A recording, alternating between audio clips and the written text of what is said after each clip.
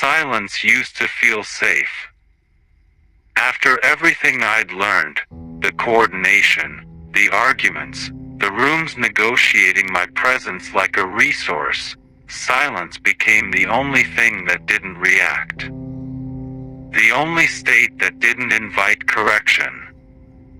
That's why I noticed it immediately when silence itself changed. It happened gradually. At first, the nights felt merely incomplete. The usual pressure would arrive, then hesitate, like something waiting for confirmation that never came. The familiar adjustments stopped happening on time.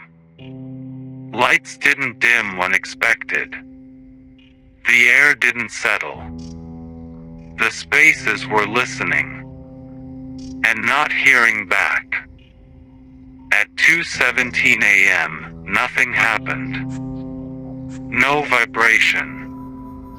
No alignment. No response. That absence carried weight. The recorder captured the first sign of concern.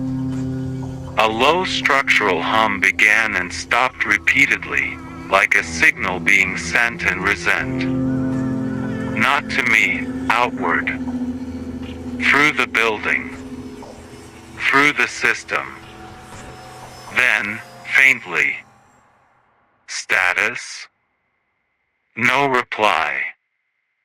I realized then what had changed. The room that never spoke, the one outside the system, hadn't responded. And now the others had noticed. Over the next few nights, the coordination fractured. Spaces that once acted in unison hesitated. Adjustments were delayed. Corrections overlapped and canceled each other out. The apartment no longer felt intelligent. It felt anxious. At 2:18 a.m., the recorder picked up multiple channels opening at once. Different tonalities. Different priorities. Different urgencies. All nodes report, one presence demanded. Another answered quickly. Responsive. Another. Operational. Then a pause. Longer this time. Node unaccounted for, someone said. The walls tightened. Identify. The silence responded by remaining silent. That's when the searching began. Rooms extended themselves subtly, hallways growing longer at night, doors appearing where none had been before.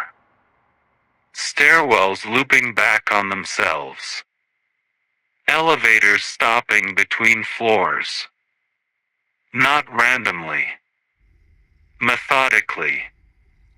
I became a liability. Every space I occupied felt temporary, like a placeholder awaiting reassignment.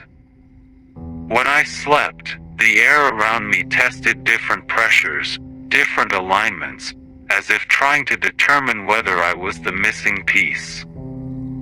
I wasn't. But they were running out of alternatives. One night, I heard it clearly. Not an argument. A plan. We locate silence, a voice said. How? Another asked. A pause. By observing disruption. The lights flickered. Furniture shifted incorrectly, not adjusted, but wrong. The floor tilted by a fraction, enough to disorient me. The system was introducing errors. Watching what resisted correction. I ran. Not because I thought I could escape, but because movement had become unpredictable. Hallways bent. doors misaligned. The building no longer agreed with itself long enough to maintain consistency.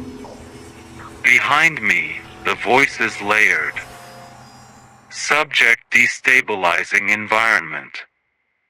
Correlation inconclusive. Silence proximity increasing. I reached a stairwell that hadn't existed before. It descended too far. I didn't follow it. At 2:19 a.m., the system made its mistake. Too many spaces spoke at once. Instructions overlapped. Corrections contradicted each other. The pressure surged, then collapsed. For a moment, just one. Everything stopped listening. That was when I felt it. The silence. Not absence. Presence. It wasn't the same silence as before. This one had weight. Intention. The searching stopped. The voices cut off mid-thought.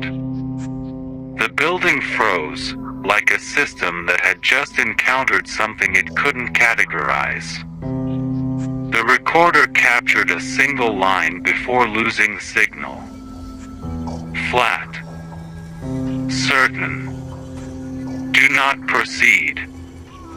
I don't know who said it. I don't think it was one of the spaces. When the system recovered, it was diminished. The coordination never fully returned. Adjustments became cautious. Voices fewer. Decisions slower. Something had been acknowledged. And feared. I left the building that morning. No resistance. No correction. As if the system no longer trusted its own conclusions. Now, wherever I stay, I listen carefully. Not for voices. For gaps. Because sometimes, when a place feels too quiet, not empty, not calm, but intentionally still, I know the spaces are listening. And waiting to see if the silence answers back.